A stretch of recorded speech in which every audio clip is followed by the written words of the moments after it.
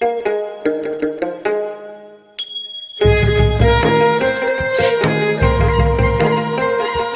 नेपालद्वारा तानसेन नगरपालिका पाल्पाको समन्वयमा तथा देववाणी संस्कृत तथा साधारण मावि, जनप्रिय मावि र लुम्बिनी मावि पाल्पाको सहकार्यमा उत्पादित यो कार्यक्रम ग्रिन तारा नेपाल, फेडो नेपाल र ऋण नेपालबाट संयुक्त रूपमा सञ्चालित स्ट्रङ गर्ल्स प्रोजेक्टको एक अंश हो। यसमा करुणा जर्मनी तथा जर्मन सरकार BMZ को आर्थिक सहयोग रहेको छ।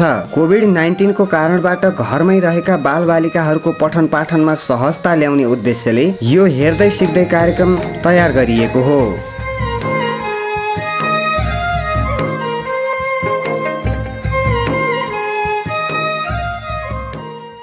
श्रीनगर टेलिभिजन हेरेर बसिरहनुभएका विद्यार्थी भाइ बहिनीहरू तथा सम्पूर्ण अभिभावकहरूमा म विज्ञान शिक्षक टङ्क भुषालको तर्फबाट हार्दिक नमस्कार।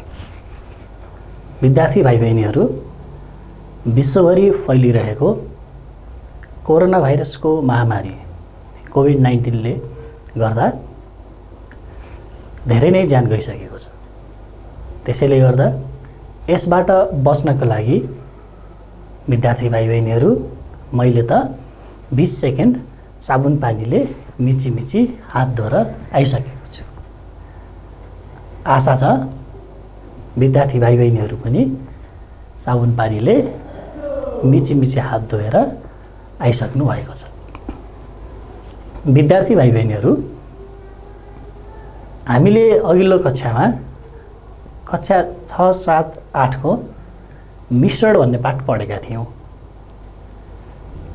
विद्यार्थी भाइ बहिनीहरू, आज हामी कक्षा 6, 7, 8 कै cell and tissue, cell structure र टिस्यु अनि सिस्टमको बारेमा पढ्दैछौँ है त विद्यार्थी भाइ बहिनीहरू। विद्यार्थी भाइ बहिनीहरू, आजको पाठको शीर्षकको नाम छ सेल एन्ड टिस्यु। विद्यार्थी भाइ बहिनीहरूलाई थाहा नै होला, हामीले हिँड्नको लागि खुट्टा प्रयोग गर्छौँ, हो कि होइन विद्यार्थी भाइ बहिनी? हो। लेख्नको लागि, खाना खानको लागि, अरू कामहरूको लागि पनि हामीले आफ्नो हात प्रयोग गर्छौँ। त्यस्तै हामीले आफ्नो शरीरको अन्य अङ्गहरू पनि, अन्य भागहरू पनि फरक फरक कामको लागि प्रयोग गर्छौँ।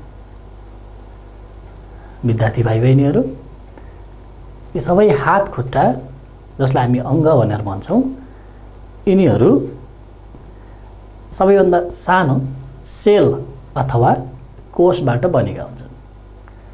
विद्यार्थी भाइ बहिनीहरू, कोष मिली तन्तुहरू बन्छ र त्यस्तै गरी अङ्गहरू र एउटा प्रणाली नै बन्छ। र यही विषयको बारेमा आज हामी पढ्छौँ। विद्यार्थी भाइ बहिनीहरू, सबैभन्दा पहिला यो सेल एन्ड टिस्युमा सेलको एउटा डेफिनेसन पढौँ है त। हेर्नुहोस् त विद्यार्थी भाइ बहिनीहरू, what is cell? Cell is structural and functional unit of life. Cell is structural and functional unit of life अथवा एनिमल अर्गानिजम्स। विद्यार्थी भाइ बहिनीहरू, यो हेरौँ त एकचोटि। A cell conducts all the life processes like growth, sensitivity, movement, respiration and reproduction, which are very important for animals to survive. Therefore, cell is the fundamental of life of all organisms. यसलाई नेपालीमा हेरौँ विद्यार्थी भाइ बहिनीहरू, जीवहरूको शरीरको संरचनात्मक र कार्यमूलक एकाइ नै कोष हो। जीवहरू बाँच्नका लागि आवश्यक वृद्धि, चेतना, चाल, श्वास प्रश्वास, प्रजनन आदि विभिन्न जीवन प्रक्रियाहरू कोषबाट नै सञ्चालन हुन्छ। त्यसैले कोष नै हरेक जीवको जीवनको आधार हो। विद्यार्थी भाइ बहिनीहरू, यो डेफिनेसन चाहिँ हैन हजुरहरूले नोट गरेर राख्नु होला। हाम्रो जीवनमा आइपुग्ने जति पनि कामहरू छ, जस्तै हाम्रो जीवन भन्नाले हाम्रो शरीरले जति पनि कामहरू गर्नुपर्ने छ, हिँड्ने, हाम्रो शरीरको वृद्धि हुने, ग्रोथ हुने, हैन, हाम्रो शरीरको सेन्स अर्गानहरूले काम गर्ने, हाम्रो शरीरको मुभमेन्ट चाहिँ, सास फेर्ने काम रेस्पिरेसन, पचाउने काम digestion, blood circulation, excretion, reproduction, यिनीहरू सबै काम चाहिँ सेलबाट नै हुन्छ भाइ बहिनीहरू है।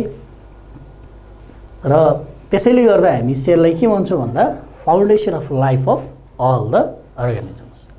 सेलको यो डेफिनेसन टिप्नु है भाइ बहिनीहरू, आफ्नो एउटा कपीमा नोट गर्नु। Cell is the structural and functional unit of animal organisms अथवा लाइफ भनेर भन्नु।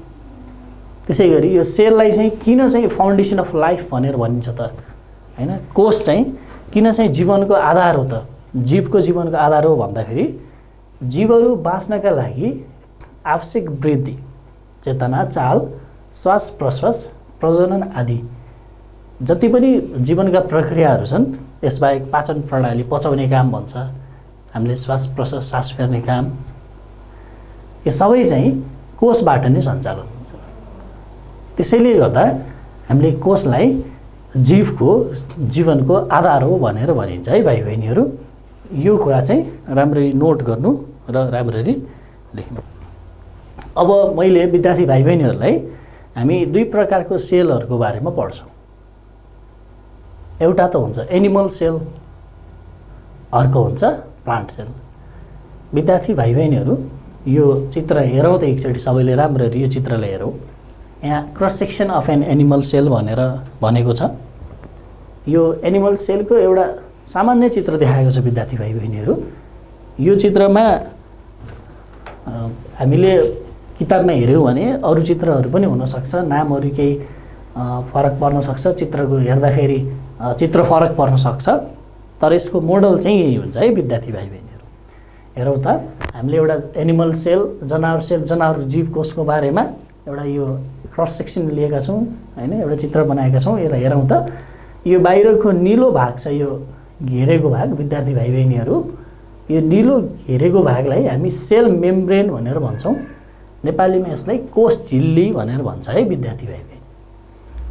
त्यसपछि यहाँ ठुलो बिचमा यो रातो रातो अलिअलि गुलाबी रङको पनि छ, गुलाबी र यो पहेँलो पहेँलो रङको छ, यो भागलाई न्युक्लियस भनेर भन्छ है। यहाँ हामी हेर्न सक्छौँ न्युक्लियस, न्युक्लियलस र न्युक्लियर मेम्ब्रेन भनेर छ। हामी यसलाई न्युक्लियस भन्छ भनेर थाहा पाइराखौँ विद्यार्थी भाइ बहिनीहरू। र यो निलो निलो जुन देखाएको छ, यो खाली भाग, यसमा लिक्विड भरिएको हुन्छ, तरल पदार्थ हुन्छ। हेरौँ त, यो निलो निलो खाली भागहरू देखाएको छ यहाँ, यो सानो सानो यो निलो निलो खाली भागहरू चाहिँ के हो त विद्यार्थी भाइ बहिनीहरू? भ्याकुओल भनेर भनिन्छ है त। यो के हो त? भ्याकुओल हो। अर्को यो लाइसोसोम भनेर सानो सानो सानो यो गुलाबी रङको सानो सानो देखाएको छ, यसलाई हामी लाइसोसोम भनेर भन्छौँ। यो न्युक्लियससँग नजिकै रहेको एउटा गोलाकार आकारको वस्तु हुन्छ, यसलाई हामी सेन्ट्रोसोम भनेर भन्छौँ। सेन्ट्रोसोम विद्यार्थी भाइ बहिनीहरू। अर्को हुन्छ यहाँनिर हामी देख्न सक्छौँ यो न्युक्लियससँग नजिकै रहेको यो स्मुथ इन्डोप्लाज्मिक रेटिकुलम भनेर भन्छ विद्यार्थी भाइ बहिनीहरू यसलाई। र यसलाई चाहिँ यो जुन अलिक केरिएको जस्तो देखिएको छ, यसलाई चाहिँ रफ इन्डोप्लाज्मिक रेटिकुलम भनेर भन्छ। अर्को कुरा विद्यार्थी भाइ बहिनीहरू, यो सानो सानो दाना जस्तो देखिएको छ होला हैन विद्यार्थी भाइ बहिनीहरू? यो दाना छ, हेरौँ त, यहाँ छ, यहाँ पनि छ दाना जस्तो, र अर्को यहाँ पनि छ। हामी यसलाई राइबोसोम्स भनेर भन्छौँ है विद्यार्थी भाइ बहिनीहरू, राइबोसोम्स भनेर भन्छौँ। अर्को यो जुन यहाँ हेर्दाखेरि यो काटिएको जस्तो भाग हैन, यसरी केरिएको जस्तो भाग जस्तो देखिएको छ, हेरौँ त, हो यस्तो भागलाई, यसलाई हामी भन्छौँ माइटोकन्ड्रियन अथवा माइटोकन्ड्रिया भनेर भन्छौँ है विद्यार्थी भाइ बहिनीहरू। हेर्नुहोस् त राम्ररी, माइटोकन्ड्रिया भनेर भनेको हुन्छ। अर्को छ यहाँनिर हामी यसलाई गल्गी बडी भनेर भन्छौँ। यहाँ देखिएको छ इरेगुलर स्ट्रक्चर, यहाँ यसलाई हामी गल्गी बडी भनेर भन्छौँ विद्यार्थी भाइ बहिनीहरू। र यो भित्र सबै चाहिँ यो सेल मेम्ब्रेनभित्र हैन, यो जस्तै माइटोकन्ड्रिया, लाइसोसोम, त्यस पछाडि भ्याकुल, राइबोसोम्सहरू यिनीहरू चाहिँ हैन यो सानो तरल पदार्थ या भित्रको तरल पदार्थ लिक्विडमा सेलभित्र भएको लिक्विडमा तैरिरहेको फ्लोटिङ अवस्थामा हुन्छ र त्यो फ्लोटिङ गर्ने लिक्विड भनेको साइटोप्लाज्म भनेर भनिन्छ अथवा साइटोप्लाज्मा भनेर भन्दा पनि हुन्छ। साइटोप्लाज्म, सेल मेम्ब्रेन नामहरू ख्याल गर्ने विद्यार्थी भाइ बहिनीहरू, अहिले हामी यसको बारेमा पढ्छौँ, यिनीहरूको कामको बारेमा पनि पढ्छौँ, स्ट्रक्चरको बारेमा पढ्छौँ।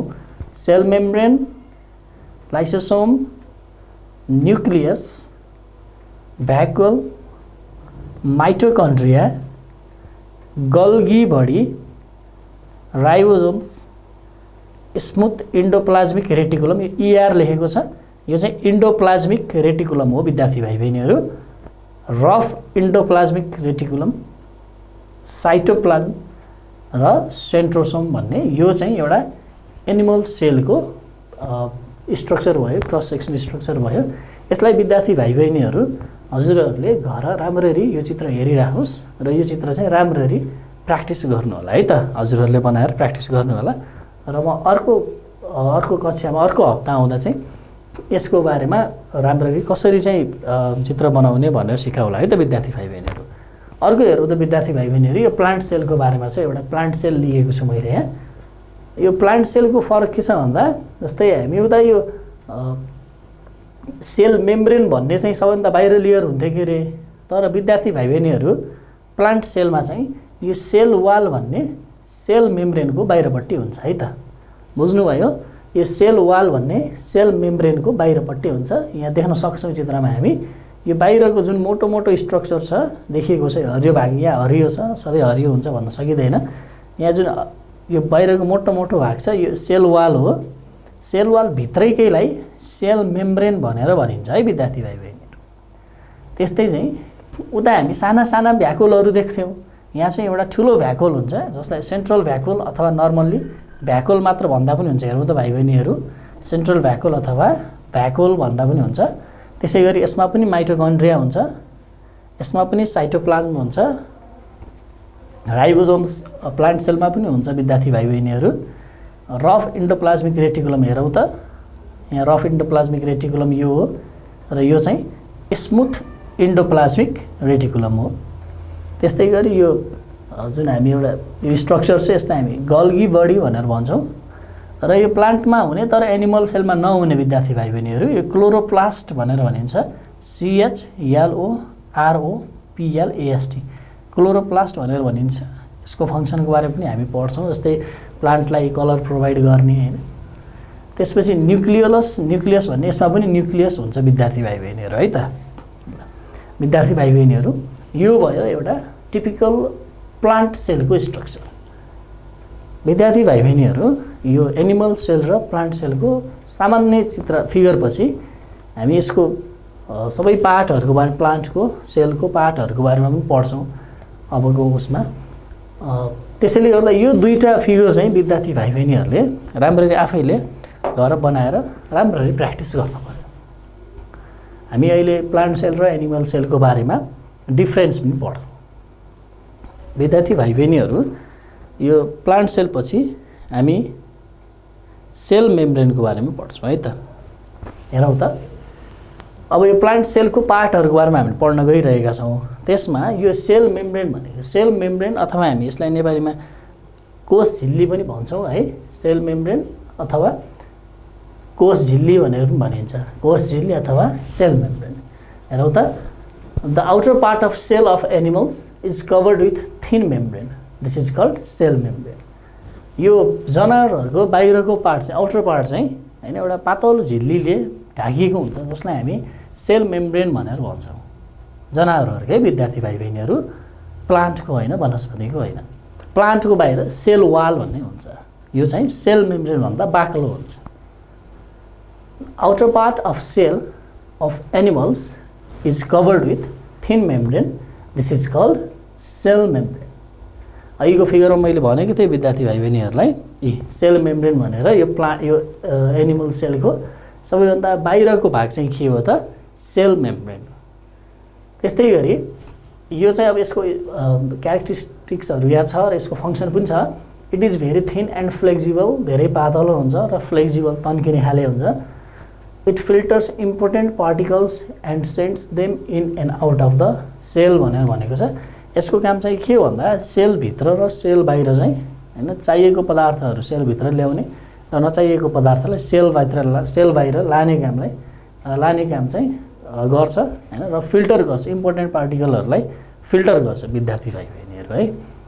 सेललाई चाहिने पार्टिकलहरूलाई चाहिँ फिल्टर गरेर सेलभित्र आउन दिन्छ। यसलाई नेपालीमा हेर्ने भने कोष झिल्ली, सेल मेम्ब्रेनलाई हामी कोष झिल्ली भनेर भन्छौँ। जीवहरूको कोषलाई पातलो झिल्लीले बाहिरबाट घेरेको हुन्छ। यसलाई नै के भनिन्छ त कोष झिल्ली भनेर भनिन्छ। यो धेरै पातलो र तन्कने खालको हुन्छ। यसले कोषलाई चाहिने आवश्यक पदार्थहरूलाई छानेर कोषभित्र र बाहिर आउन जान दिने काम गर्दछ। विद्यार्थी भाइ बहिनीहरू अघि मैले भनिसकेँ कोष झिल्लीको काम भनेको कोषलाई चाहिने सेललाई चाहिने होइन नेसेसरी म्याटेरियलहरूलाई चाहिँ छान्ने र भित्र आउन दिने र बाहिर जान दिने काम चाहिँ सेल मेम्ब्रेनको है। सेल मेम्ब्रेन पछि हामी विद्यार्थी भाइ बहिनीहरू सेल वालको बारेमा पढ्छौँ। सेल वाल भन्नाले हामी कोषभित्ता भनेर पनि भन्न सक्छौँ है विद्यार्थी भाइ बहिनीहरू। Cell wall plant cell consist of thick and rigid layer lying outside the cell membrane, this is called cell wall. अब सेल वाल त एनिमल सेलमा हुँदैन विद्यार्थी भाइ बहिनीहरू। सेल वाल चाहिँ प्लान्ट सेलमा मात्र हुन्छ। प्लान्ट सेलमा सेल मेम्ब्रेन भन्दा बाहिरपट्टि सेल वाल हुन्छ र यो चाहिँ सेल मेम्ब्रेन भन्दा अलि बाक्लो हुन्छ, थिक हुन्छ र रिजिड हुन्छ, अलि बलियो खालको हुन्छ। Lying outside the cell membrane, this is called cell wall. It is made up of cellulose, यो सेलुलोजबाट बनेको हुन्छ। Cell wall protects and gives fixed shape to the cell. Cell कोषको लागि होइन एउटा निश्चित आकार दिन्छ र यसले चाहिँ सेललाई बचाएर राख्छ है त विद्यार्थी भाइ बहिनीहरू। हेरौँ त कोषभित्ता भनेको बिरुवाको कोषमा कोष झिल्लीदेखि बाहिर बाक्लो र दरिलो पत्रले ढाकेको हुन्छ। यसलाई नै कोषभित्ता भनेर भनिन्छ। यो सेलुलोजबाट बनेको हुन्छ। कोषभित्ताले कोषलाई बचाउने र आकार दिने कार्य गर्दछ भनेर यो कोषभित्ताको बारेमा भयो। विद्यार्थी भाइ बहिनीहरू पढ्दाखेरि यो अलि टेक्निकल टर्म भएको हुँदाखेरि थोरै गाह्रो लाग्न सक्छ। गाह्रो लागे पनि विद्यार्थी भाइ बहिनीहरू गाह्रो छैन, हामी मेहनत गरेर पढौँ, केही पनि गाह्रो हुँदैन है त। हामी अहिलेसम्म सेल मेम्ब्रेनको बारेमा पढ्यौँ, सेल वालको बारेमा पढ्यौँ।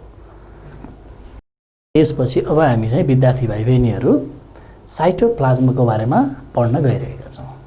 अब हेरौँ त साइटोप्लाज्म भनेको मैले अघि भनिसकेँ सेल मेम्ब्रेनको भित्रपट्टि होइन एउटा लिक्विड जस्तो सब्सटेन्स हुन्छ। पुरै लिक्विड त होइन विद्यार्थी भाइ बहिनीहरू, हामी यसलाई सेमी लिक्विड भनेर भन्छौँ होइन। भन्यो भने यसलाई अर्ध तरल भनेर पनि भन्न सकिन्छ साइटोप्लाज्मको।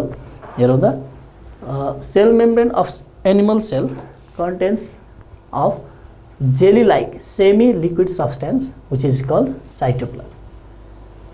It contains all the chemicals which are needed to perform different functions and keeps the cell alive भनेर भनेको छ।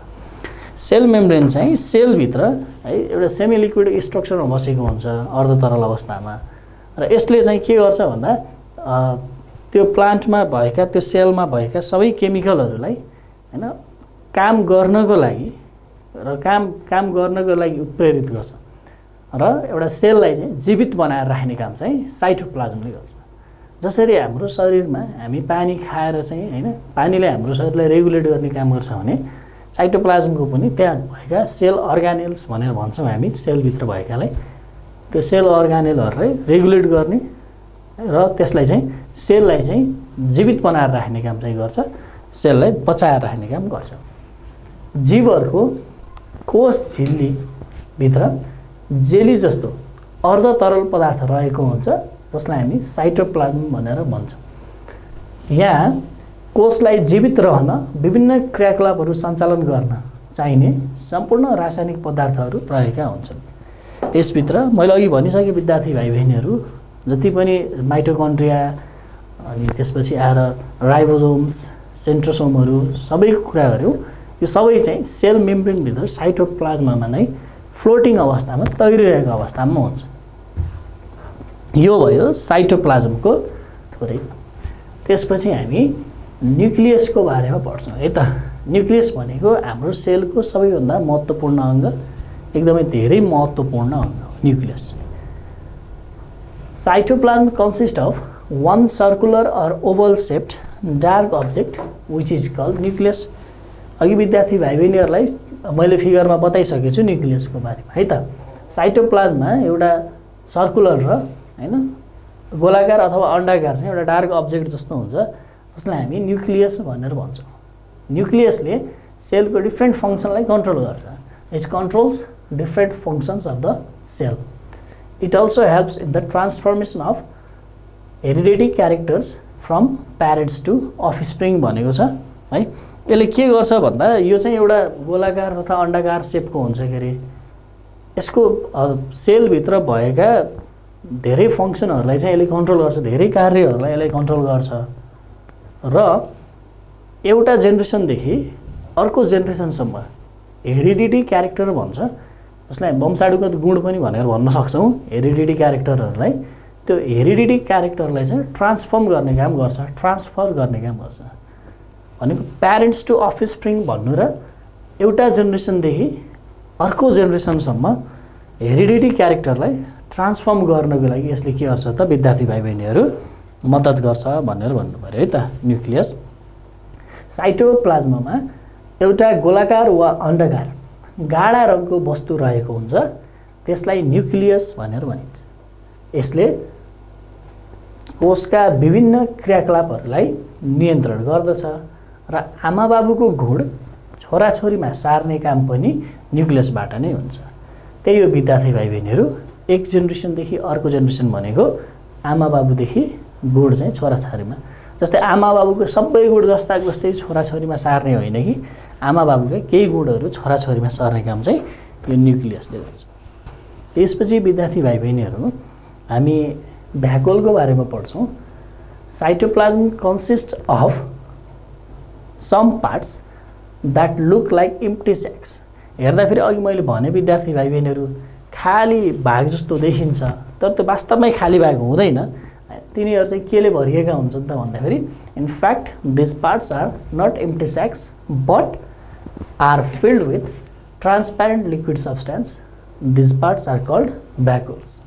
They control the amount of water inside the cell।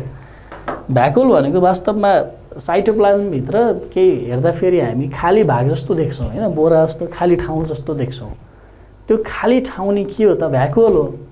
तर वास्तवमा भन्ने हो भने भ्याकुल हेर्दाखेरि खाली देखिए पनि त्यो भ्याकुल चाहिँ खाली देखिँदैन। They are not empty, rather they contain liquid substances. त्यहाँ तरल पदार्थले भरिएको हुन्छ जुन चाहिँ ट्रान्सप्यारेन्ट हुन्छ। ट्रान्सप्यारेन्ट भनेको पारदर्शक हो विद्यार्थी भाइ बहिनीहरू होइन। ट्रान्सप्यारेन्ट लिक्विड सब्सटेन्स अथवा पारदर्शक तरल पदार्थले भरिएका हुन्छन्। यिनीहरू नै के हुन् त भ्याकुल हुन्। र यिनीहरूको मेन फङ्सन भनेको के हो भन्दा भ्याकुलको काम चाहिँ त्यहाँभित्र चाहिँ पानीको मात्रालाई ब्यालेन्स गरेर राख्ने। And it balances the water level है। पानीको मात्रालाई एकदम सन्तुलित गरेर राख्ने, सन्तुलन अवस्थामा राख्ने काम चाहिँ के को हो त भ्याकुलको हो विद्यार्थी भाइ बहिनीहरू। विद्यार्थी भाइ बहिनीहरू अब हामी प्लास्टिडको बारेमा पढ्छौँ। विद्यार्थी भाइ बहिनीहरू प्लास्टिक होइन है, ख्याल गर्नु होला, प्लास्टिड हो। हेरौँ त plastid not plastic, plastid. Plastids are spread in cytoplasm of plant cells। They do the work of providing different colors to plants। हेऱ्यौँ भने प्लास्टिडको यहाँ केही टाइपहरूको बारेमा पनि यहाँ मैले लेखिदिएको छु। Chloroplast, chromoplast and leucoplast are the 3 types of plastids that are found in plant cells होइन। विद्यार्थी भाइ बहिनीहरू प्लास्टिड भनेको साइटोप्लाज्मभित्र होइन, यो एकदम छरिएर रहेका हुन्छन्, साइटोप्लाज्मभित्र हुन्छ र यिनीहरूको काम चाहिँ प्लान्टलाई डिफ्रेन्ट कलर प्रोभाइड गर्ने हो। जस्तै फलफुल रातो कलरको हुन्छ होइन, पाकेको फलफुल अथवा हरियो कलरको, अरू कुनै कलरको फलफुल हुन्छ भने पात हरियो कलरको हुन्छ। भनेको प्लान्टको यसरी डिफ्रेन्ट पार्टहरूको कलर चाहिँ केले गर्छ त भन्दाखेरि यो प्लास्टिडले यो कलरहरू चाहिँ प्रोभाइड गर्ने काम गर्दछ है त। हेरौँ त, प्लास्टिडहरू विशेष गरी 3 प्रकारका हुन्छन्, क्लोरोप्लास्ट, क्रोमोप्लास्ट र ल्युकोप्लास्ट। हेरौँ त, यो प्राय गरेर बिरुवाको प्लान्ट सेलमा भेटिन्छ विद्यार्थी भाइ बहिनीहरू, एनिमल सेलमा होइन, प्लान्ट सेलमा भेटिन्छ। प्लास्टिड चाहिँ बिरुवाको कोषमा साइटोप्लाज्ममा प्लास्टिडहरू छरिएको अवस्थामा रहेका हुन्छन्। ती कोष अङ्गहरूले विद्यार्थीहरूलाई रङ प्रदान गर्ने काम गर्दछ र यिनीहरू 3 प्रकारका, विशेष गरी प्लान्ट सेलमा 3 प्रकारका हुन्छन्, क्लोरोप्लास्ट, क्रोमोप्लास्ट र ल्युकोप्लास्ट। विद्यार्थी भाइ बहिनीहरू नाम याद रहोस्, क्लोरोप्लास्ट, क्रोमोप्लास्ट र ल्युकोप्लास्ट भन्ने छ। र यो यिनी 3वटाको बारेमा पनि हामीले विशेष गरी केही फङ्सनहरू हामीले सर पढ्छौँ है त। Chloroplast contains chlorophyll. विद्यार्थी भाइ बहिनीहरू तपाईँहरूले प्लान्टमा हैन फल फलेको त देख्नुभयो होला हैन। त्यो फल कसरी फल्छ भन्दा त्यो फोटोसिन्थेसिस प्रोसेसले प्रकाश संश्लेषण प्रक्रिया भन्छौँ हामी, फोटोसिन्थेसिस प्रोसेस भनेर भन्छ। Chloroplast contains chlorophyll. त्यो फोटोसिन्थेसिसलाई हैन गराउने काम चाहिँ क्लोरोफिलको हो। क्लोरोफिलमा हामीलाई सनलाइट पनि चाहिन्छ, सूर्यको प्रकाश पनि चाहिन्छ, सूर्यको प्रकाश भएन भने हुँदैन। क्लोरोप्लास्ट कन्टेन्स क्लोरोफिल हैन, chlorophyll it is green in colour, यो हरियो कलरको हुन्छ। It helps in the process of photosynthesis. Chlorophyll is found in stem and leaves of the plants. प्लान्टको पातमा र स्टिमहरूमा चाहिँ यो चाहिँ भेटिन्छ। Therefore these parts of the plants are green in colour. त्यसैले गर्दा हैन प्लान्टको चाहिँ पातहरू हरियो रङको हुन्छ, किन भन्दा यसमा चाहिँ क्लोरोप्लास्ट प्रेजेन्ट हुन्छ। अर्को विद्यार्थी भाइ बहिनीहरू क्रोमोप्लास्ट भनेको यसले चाहिँ फ्लावर र फ्रुटमा रङ प्रोभाइड गर्ने काम गर्छ। हेरौँ त, त्यही भएर त फुलहरू हैन र चाहिँ फलहरू, फ्रुट्स र फ्लावरहरू चाहिँ के हुन्छ त भन्दा फरक रङको हुन्छ। Chromoplast is found in fruits and flowers. त्यस्तै गरी विद्यार्थी भाइ बहिनीहरू यो ल्युकोप्लास्ट चाहिँ leucoplast is found in roots and stem that is below the ground हैन। जमिनभन्दा मुनि भएका जरामा अथवा चाहिँ स्टिमका पार्टहरूमा हैन पाइन्छ, काण्डहरूमा पाइन्छ। हेरौँ त, क्लोरोप्लास्टमा क्लोरोफिल पाइन्छ, यो हरियो रङको हुन्छ। क्लोरोफिल हरियो रङको हुन्छ है त, क्लोरोप्लास्ट नै भनौँ हैन। क्लोरोप्लास्ट हरियो रङको हुन्छ। यसले बिरुवालाई खाना बनाउन मद्दत गर्छ। खाना बनाउनु भनेको विद्यार्थी भाइहरू खाना पकाउनु मात्र होइन, खाना बनाउनु भनेको जस्तै हामी खाना बनाउनु भनेर खाना पकाउने भन्छौँ नि, त्यस्तै गरी प्लान्टमा खाना बनाउने भनेको त्यही प्लान्टभित्र फलहरू उत्पादन गर्ने हो है त हैन, प्लान्टको क्रप्सहरू उत्पादन गर्ने। क्लोरोफिल बिरुवाको काण्ड र पातमा पाइन्छ, त्यसैले गर्दा बिरुवाका यी अङ्गहरू हरिया हुन्छन्। विद्यार्थी भाइ बहिनीहरू क्रोमोप्लास्ट फुल र फलहरूमा पाइन्छ। ल्युकोप्लास्ट चाहिँ बिरुवाको जरा तथा जमिन मुनि हुने काण्डहरूमा पाइन्छ। विद्यार्थी भाइ बहिनीहरू आज हामीले सेल र सेलका केही पार्टहरूको बारेमा पढ्यौँ। विशेष गरी एनिमल सेल र प्लान्ट सेलका केही पार्टहरूको बारेमा पढ्यौँ। र विद्यार्थी भाइ बहिनीहरू हजुरहरूले एकचोटि सम्झनुहोस् त, हामीले प्लान्ट सेल र एनिमल सेलको एउटा स्ट्रक्चर पनि बनाएका थियौँ, चित्र पनि हेरेका थियौँ। त्यो चित्रहरू विद्यार्थी भाइ बहिनीहरूले आफ्नो नोटमा, आफ्नो कपीमा राम्ररी उतार्नु होला।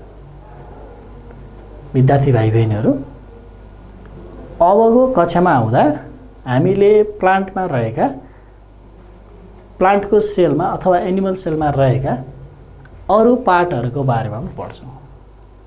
आज हामीले विशेष गरी cell membrane, cell wall, vacuole, nucleus, प्लास्टिडको बारेमा पढ्यौँ र अब आउँदा अरू पार्टहरूको बारेमा पनि पढ्छौँ। त्यसैले गर्दा विद्यार्थी भाइ बहिनीहरू अब आउँदा हजुरहरूले कपी पेन्सिल र चाहिने अरू मेटेरियल पनि लिएर बस्नु है त। आजको कक्षामा लागेका प्रश्न समस्याहरू, सोध्न मन लागेका प्रश्नहरू र जिज्ञासाहरू यही टेलिभिजनको स्क्रिनमा रहेको नम्बरमा फोन गरेर सोध्न सक्नुहुन्छ। विद्यार्थी भाइ बहिनीहरू, आजलाई हामी यो कक्षा यहीँ अन्त गर्छौँ। अर्को कक्षामा फेरि भेट हुनेछ। हस्त, धन्यवाद।